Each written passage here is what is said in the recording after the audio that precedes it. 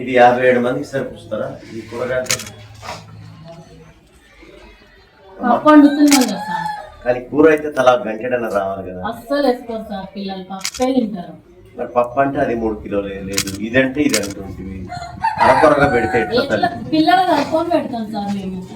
అమ్మా గంటె కూర కూడా రాదు ఆ కూరగాయలు. ఎవరు ఇన్ఛార్జ్? మాస్టర్ రండి, హెడ్ మాస్టర్. పైకి ఎక్కండి. 57 మంది ఉన్నారు, 3 కిలోల పప్పు వేయాలా? అది లేదు. కూరగాయలు అది ఒక 4 సరిపోతాయి కరెక్ట్ తింటే. ఇంకా ఇవే పాడైపోయినాయి. ఆ కూరగాయలు 10 మందికి కూడా సరిపో, ఒక గంట కూడా రాదు. పొద్దున వచ్చి చూసుకోవాలి కదా.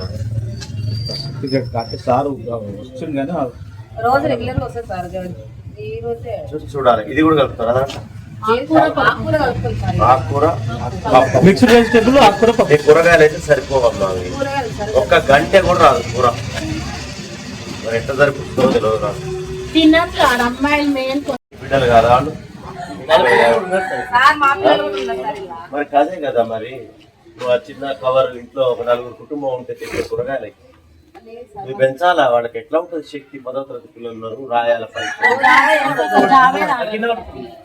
చూసుకో. బాగాలేదు హెచ్ఎం గారు మెమో ఇవ్వమంటావా? నీకు మధ్యాహ్నం భోజనం బాగాలేదు, మెమో ఇవ్వలేమంటావా? నిన్నటి మీరు వచ్చిన రోజు కథ కావాలా? నిన్న